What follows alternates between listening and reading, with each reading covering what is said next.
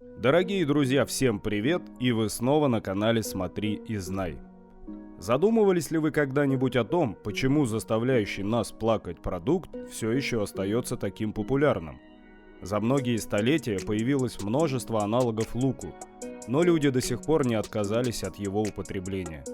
Лук используется во всех кухнях мира в самых различных видах. Мы готовим его каждый день, добавляем в супы, салаты, вторые блюда и в маринады.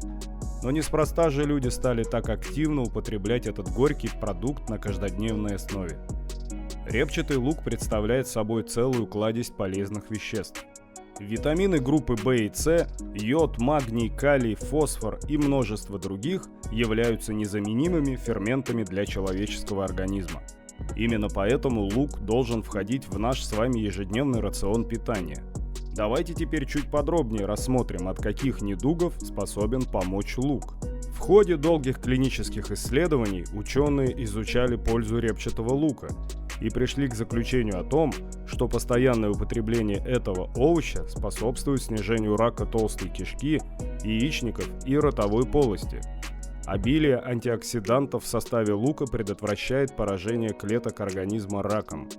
Также в ходе этих исследований было доказано, что особые соединения серы в репчатом луке препятствуют росту и развитию раковых опухолей, тем самым защищая клетки от мутаций. Даже если кушать лук не каждый день, а всего лишь несколько раз в неделю, то защиту от рака вы все равно себе обеспечиваете. Но тем не менее количество съеденного продукта прямо пропорционально связано с качеством защиты организма. За счет содержания клетчатки лук способен регулировать уровень холестерина. Холестерин при высоком его содержании начинает накапливаться на стенках сосудов, замедляя кровообращение. В результате возникает застойный процесс, что может привести к инсульту или инфаркту. Лук способен предотвратить этот недуг. Употребление репчатого лука оказывает положительное влияние на здоровье костей.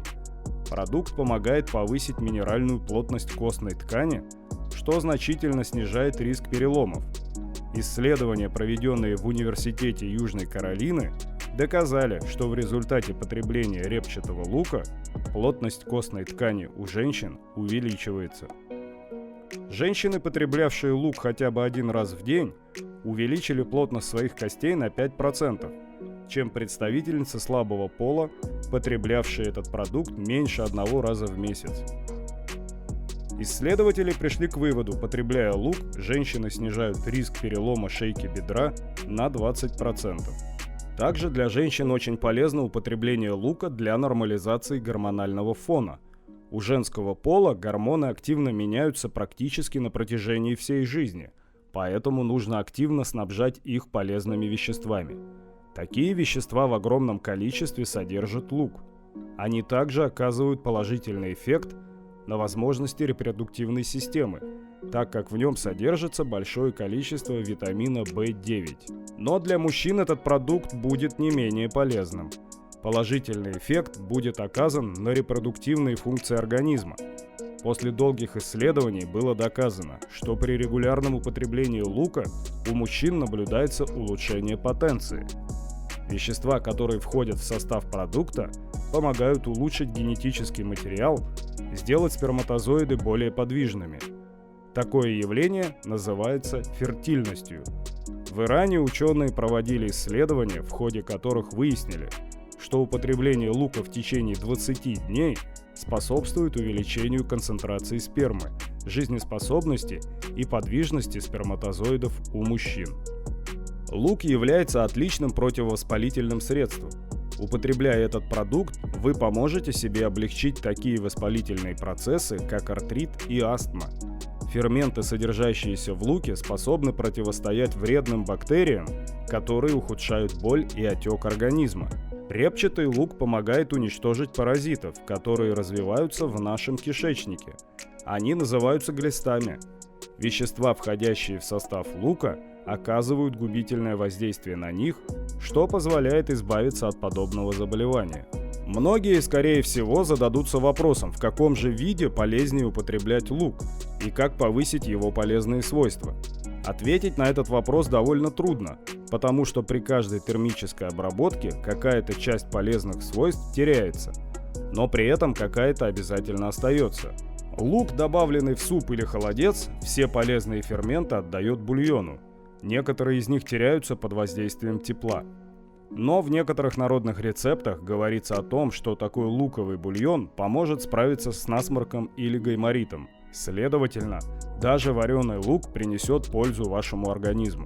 Жареный лук приобретает золотистый цвет, приятный аромат и бархатный вкус. Но вот именно в этом виде приготовления лук, к сожалению, окажется наименее полезным. Большая температура готовки в буквальном смысле съест все полезные вещества. Самым полезным вариантом приготовления в итоге окажется запекание. Конечно, нельзя сказать, что сохранятся все полезные вещества, но их потеря сведется к минимуму.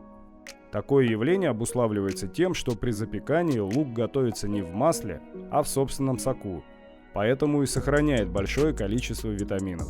Запеченный лук станет прекрасным дополнением к мясу и рыбе, и к концу жарки приобретет изумительный вкус и запах. Но полезные вещества можно еще и приумножить, если, например, употреблять лук в салатах. В тандеме с овощами или зеленью польза продукта будет только увеличиваться.